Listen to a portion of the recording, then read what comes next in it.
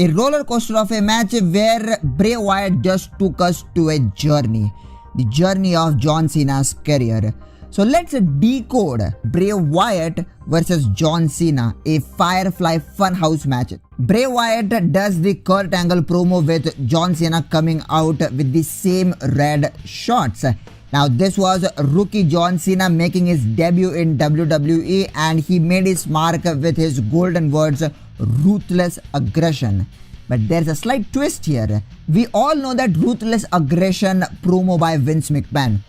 Who has enough ruthless aggression to make the necessary sacrifices of mind, body, and soul in order to be a success in this company? Those were the words. John Cena, while uttering ruthless aggression, was able to punch Kurt Angle and make a mark in WWE. But here, he's not able to hit Bray Wyatt. Bray Wyatt is making all these jabs. At one point, he is singing the Nikki Bella theme song. You can look, but you can't touch. John Cena is doing what he is told. He is trying to become what Vince wants. But here, Vince McMahon is not controlling him. It's Bray Wyatt who's controlling him. And that's why he's not able to land that punch, which he landed on Kurt Angle. Then we see what John Cena could have been in the 1980s. Vince McMahon's definition of a wrestler in the 80s was a person who looks good, who is big, and does as little as possible. It's people like Hulk Hogan what Vince McMahon needed. A physical specimen which Vince McMahon considered an alpha male in the 80s. So what does John Cena do? John Cena does all that he could to look as good as possible. He works harder than anyone, and he is doing this fast bicep curls. He is doing so much that at one point he cannot move his hands to fight. So this is symbolic to his limited moveset, just similar to Hulk Hogan, and following the Vince McMahon definition of doing as little as possible. Vince McMahon ideally wanted another Hulk Hogan, and John Cena was the perfect candidate for the job because he was another version of Hulk Hogan, or even a better version of the Hulkster. So after Egomania has run wild on John Cena, the doctor of Thuganomics is here, and John Cena doesn't know what has hit him, but he still embraces this version of himself. Now this is well documented. We all know why John Cena had to become the doctor of Thuganomics. The rookie John Cena, the John Cena wearing colorful shorts, that was not working, and so he had to turn to the doctor of Thuganomics out of desperation. And he built his legacy on personal insults, dick jokes, and he does the same with Bray Wyatt here. He fat shames Bray Wyatt, calls him a failure for not capitalizing on the chances that WWE gave him. Now this is where we go on an emotional run. John Cena, as usual, he roasts and jokes Bray like he used to do in his days, but then Bray Wyatt feels like he is bullied. He calls John Cena a horrible person. He said John Cena is taking the weakness of others and turning them into jokes, and tells him this is his last chance to get what he wants, because after this, shit's about to get darker and everything is going to end for him. So this realization dawns on John Cena.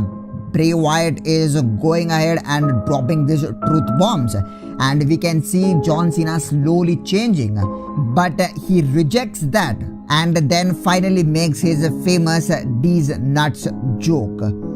Now fast forward to WrestleMania 30.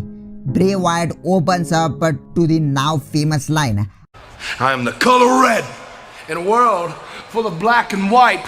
Bray Wyatt was at his peak during this time, but still John Cena picked up the win at WrestleMania 30. So at one point during that match, Bray Wyatt understood that he can't beat the Super Saiyan version of John Cena.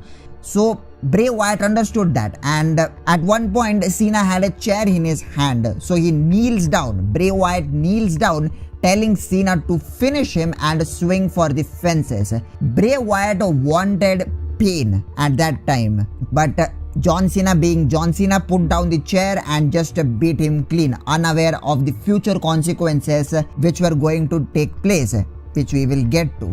Here John Cena right now is facing the same situation. He has the chair in his hand, Bray Wyatt is kneeling down, and as if he's righting the wrong, this time he does swing for the fences and tries to end Bray Wyatt. He tries to dish out the pain to Bray Wyatt. But this time Bray Wyatt disappears. Bray Wyatt needed the pain at WrestleMania 30, but now 6 years later, he doesn't need it. And coming to the consequences, Cena had basically accomplished everything, but still he didn't put over Bray Wyatt, which made us lose faith in Bray Wyatt. This loss started a downward spiral for Bray Wyatt. John Cena had killed off all the momentum Bray Wyatt had built, and for the next few years, Bray Wyatt never truly recovered from the loss against John Cena at WrestleMania 30. It was The Fiend who took Bray Wyatt in, and the rest is history. And then, mimicking Eric Bischoff, Bray Wyatt introduces us to a heel John Cena in an alternate timeline, of course. Hogan was the biggest babyface WWF had. He had Hulkamania running wild on his opponents, but then he jumped ships to WCW and he becomes the leader of the NWO. And worst of all, he became a heel. Nobody would have thought Hulk Hogan as a heel, but there he was. And the same is with John Cena. Bray Wyatt is trying to tell us two things here. First, how does a heel John Cena work? Cause John Cena had never been a heel in his career after the Doctor of Thuganomics. And second, how would John Cena look if he was in the shoes of Hulk Hogan?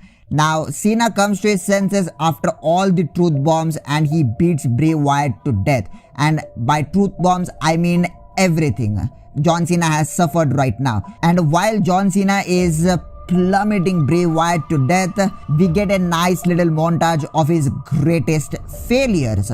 Some of this included if Cena wins we riot a sign at ECW One Night Stand against Rob Van Dam, Edge cashing in the Money in the Bank briefcase, losing against The Miz at WrestleMania, the CM Punk's goodbye kiss at Money in the Bank 2011, losing to The Rock, losing to Randy Orton in that unification match, losing to Brock Lesnar, putting over Roman Reigns at No Mercy 2016, losing to Undertaker at WrestleMania in record time, all of which he listed the earlier week on SmackDown. And as he comes to reality, he is not punching Bray Wyatt anymore.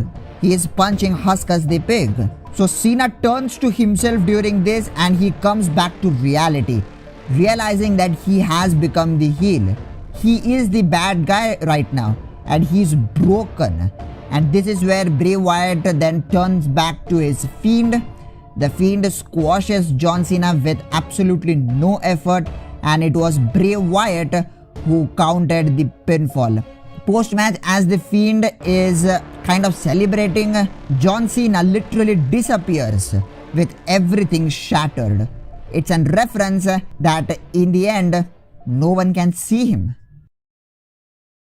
If you ask me which is that one Bray Wyatt match that you should definitely watch a number of times, I would say this one. As usual, I am Hari from Wrestling Scenarios signing off, and I will see you guys in the next one.